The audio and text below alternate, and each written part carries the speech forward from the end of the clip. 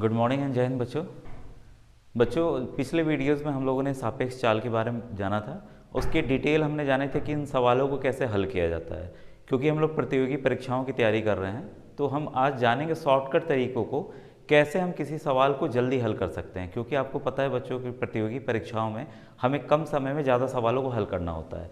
समझना तो हमें बेशक चाहिए कि हाँ ये सवाल कैसे हल होगा। अगर हम समझ लिए हैं तो शॉर्टकट तरीका भी हमें आसानी से समझ में आ जाता है और उसको हम कम समय में हल कर सकते हैं। तो आइए आज देखें हम कुछ सवालों को और उसके कुछ नियम को। पहला नियम आपको बच्चों दिख रहा होगा। माना ए मीटर लंबी रेलगाड़ी x मीटर प्रति सेकंड की चाल से जा रही है तथा b मीटर लंबी रेलगाड़ी इसी की दिशा में समानांतर पटरी पर y मीटर प्रति सेकंड की गति से जा रही है। तब तेज गाड़ी द्वारा दूसरी गाड़ी को पार करने में लगा समय बराबर होगा a plus B by X minus Y second.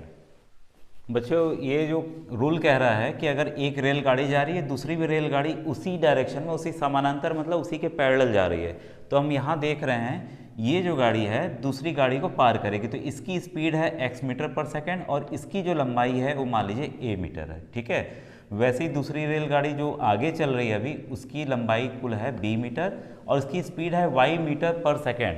ठीक है, तो जो समय कुल लगेगा वो बच्चों शॉर्टकट अभी आपने देखा है, उसका समय लगेगा a plus B by X minus Y. तो यहाँ हो क्या रहा है, दोनों रेलगाड़ियों की लंबाई आपको ऊपर लिख लेनी है और नीचे आपको उनकी सापेक्ष चाल लिख लेनी है। पिछले वीडियोस आपने समझा था कि सापेक्ष चाल कैसे निकाला जाता है।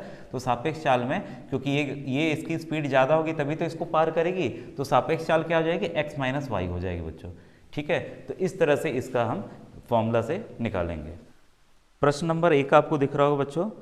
135 मीटर तथा 115 मीटर लंबी दो रेलगाड़ियां एक ही दिशा में क्रमशः 105 किलोमीटर प्रति घंटा तथा 69 किलोमीटर प्रति घंटा की चाल से जा रही हैं। मिलने के कितने समय बाद तेज गाड़ी दूसरी गाड़ी को पार कर जाएगी। बच्चों जो सवाल दिया है, इस वाले गाड़ी की लंबाई 135 मीटर है, दूसरी वाले गाड़ी की लंबाई 115 मीटर है। ठीक है, लेकिन एक चीज़ अगर आप डिफरेंस देखेंगे तो ये देखिए फॉर्मूला तो हम डायरेक्ट लगा सकते थे कि कब लगा सकते थे, जब ये भी मीटर होता है यहाँ पे भी मीटर होता है। तो यहाँ पे इन्होंने क्या किया है, किलोमीटर प्रति घंटा कर दिया है, यहाँ पे भी किलोमीटर प्रति घंटा कर दिया है। ठीक है, तो हम ये डायरेक्ट फॉर्मूला भी नहीं लगा सकते, पहले हमें इसको मीटर प्रति सेकंड में बदलना होगा। ठीक है, या तो इसको किलोमीटर में बदल देते, लेकिन इसको किलोमीटर में बदलने में बच्चों ये दशमलव में आ जाएगा तो और समय हमारा ज़्यादा लगेगा। तो इसलिए हम क्या करेंगे, पहले तो इन दोनों की हम सापेक्ष चाल निकाल लेते हैं कि सापेक्ष चाल होगी क्या। 5 किलोमीटर प्रति घंटा में से 69 किलोमीटर प्रति घंटा को हम घटा देते हैं तो हमारी सापेक्ष चाल निकल आएगी। तो ये आ जाएगा 6 और ये आ जाएगा 3। तो सापेक्ष चाल कितनी आ गई, 36 किलोमीटर प्रति घंटा आ गई। ठीक है, हमें पता है कि किलोमीटर अगर प्रति घंटा, आप ध्यान दीजिएगा, किलोमीटर प्रति घंटा है अगर कोई चीज़ और इसको हमें बदलना है मीटर प्रति सेकंड में, ये पिछले वीडियोस में आपको बताया जा चुका है। तो इसको 5/18 से आपको गुणा करना होता है। ठीक है, तो ये देखिए आपके 36 है, 36 को हम क्या करेंगे, अगर 5/18 से गुणा कर देंगे तो ये मीटर प्रति सेकंड में बदल जाएगा। ठीक है, तो 18 बन जाए 18, 18 टू ज़ा कितना आया, 10 मीटर प्रति सेकंड इसकी सापेक्ष चाल आ गई। अब हमें देखिए सापेक्ष चाल मिल गई है। ठीक है, अब हम जो रेलगाड़ी की लंबाई अगर हम इसको प्लस कर लेते हैं, इसी फॉर्मूला में हम लगा दे रहे हैं 135 प्लस 115/10। ठीक है, तो इसको आप जोड़िए, ये हो जाएगा आपका 250/10। अगर हम इसको काटते हैं तो ये उत्तर आ जा रहा है आपका 25 सेकेंड। ठीक है, इस तरह से बच्चों ये सवाल आपका हल होगा। बस आपको ध्यान देना होगा जो भी इसकी यूनिट्स लगी हैं, अगर ये सेम रहती मीटर पर सेकंड तो हम डायरेक्ट ये फॉर्मूला लगा देते। बस इसमें बदलाव ये हुआ कि हमें किलोमीटर प्रति घंटा को पहले मीटर प्रति सेकंड में बदलना पड़ा। ठीक है बच्चों, अब आइए दूसरे नियम को जानें। बच्चों आपको अब दूसरा नियम दिख रहा होगा। माना a मीटर लंबी रेलगाड़ी x मीटर प्रति सेकंड की चाल से जा रही है तथा b मीटर लंबी रेलगाड़ी इसकी विपरीत दिशा में y मीटर प्रति सेकंड की गति से जा रही है। तब इन गाड़ियों द्वारा एक दूसरे को पार करने में लगा समय बराबर ये होगा a plus B by X plus Y second. बच्चों दूसरा जो नियम है वो ये बता रहा है कि एक ये रेलगाड़ी एक ये दूसरी रेलगाड़ी दोनों अलग अलग पटरियों पे दौड़ रही हैं, ठीक है। तो इसकी जो लंबाई है रेलगाड़ी की a मीटर है, इस रेलगाड़ी की लंबाई है b मीटर। अगर इसकी रफ्तार स्पीड जो है वो x मीटर प्रति सेकंड है और इसकी चाल जो है y मीटर प्रति सेकंड है, तो कुल समय जो एक दूसरे को पार करने में लगेगा वो लगेगा a plus B by X plus Y.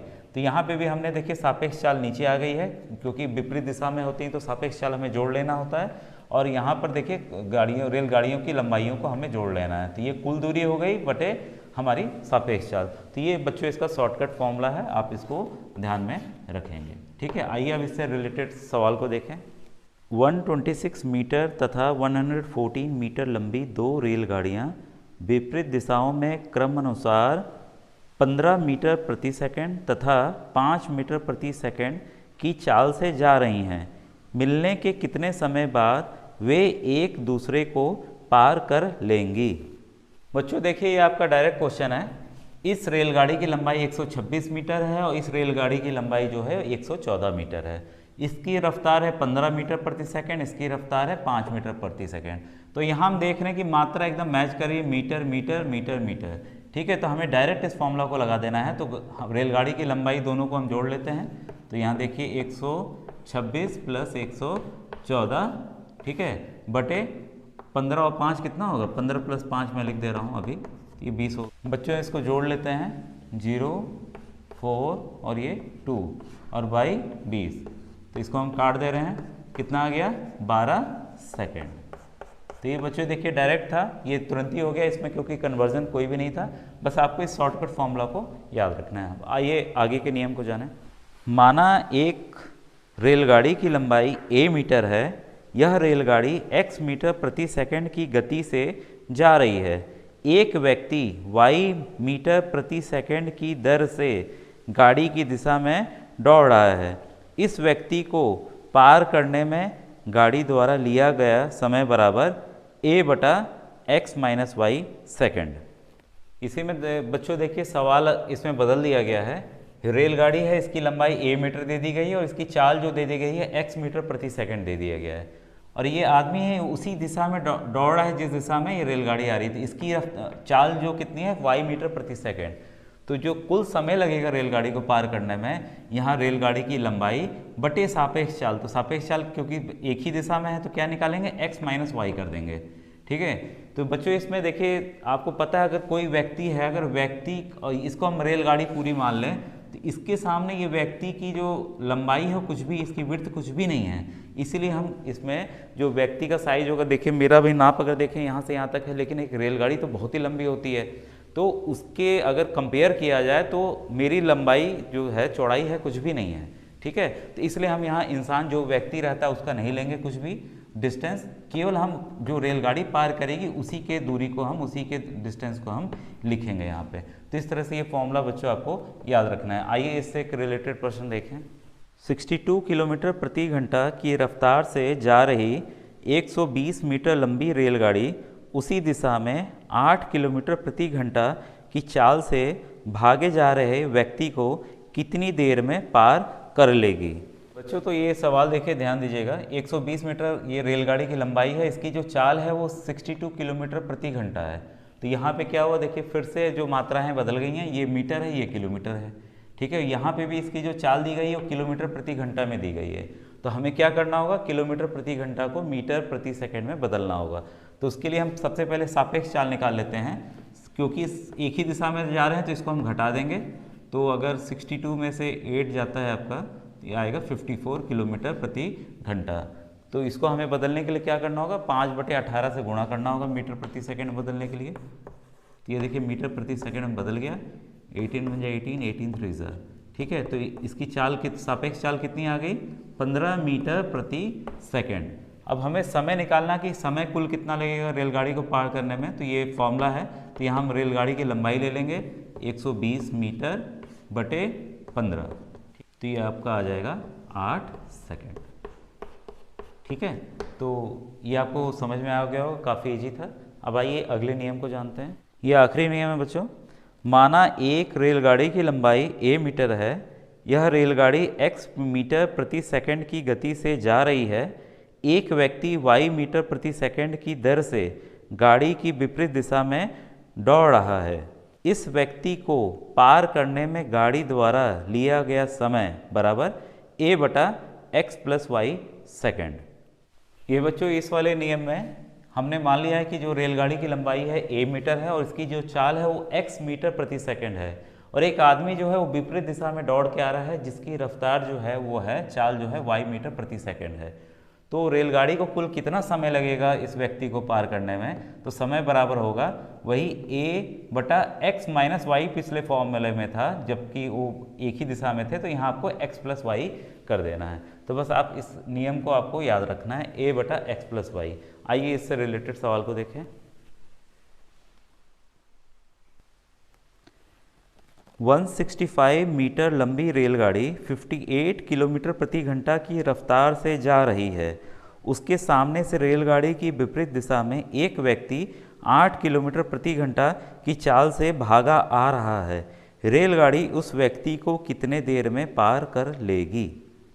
बच्चों जो जैसे सवाल में दिया हुआ है, रेलगाड़ी की जो लंबाई है वो 165 मीटर है और इसकी रफ्तार जो चाल है वो 58 किलोमीटर प्रति घंटा है। तो यहाँ पे फिर हम देख रहे हैं कि यहाँ मात्रा जो है बदल गई, यहाँ मीटर है यहाँ किलोमीटर है, और साथ में जो व्यक्ति दौड़ के आ रहा है उसकी भी जो चाल है वो 8 किलोमीटर प्रति घंटा है।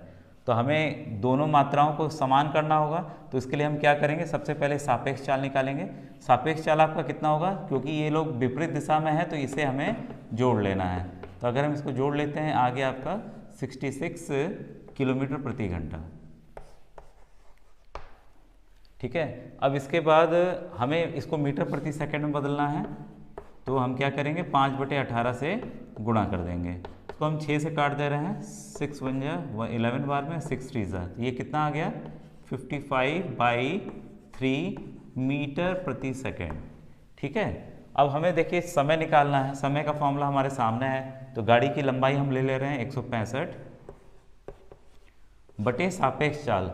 तो सापेक्ष चाल क्या आपका 55/3 है, ये पलट के कितना हो जाएगा 3/55।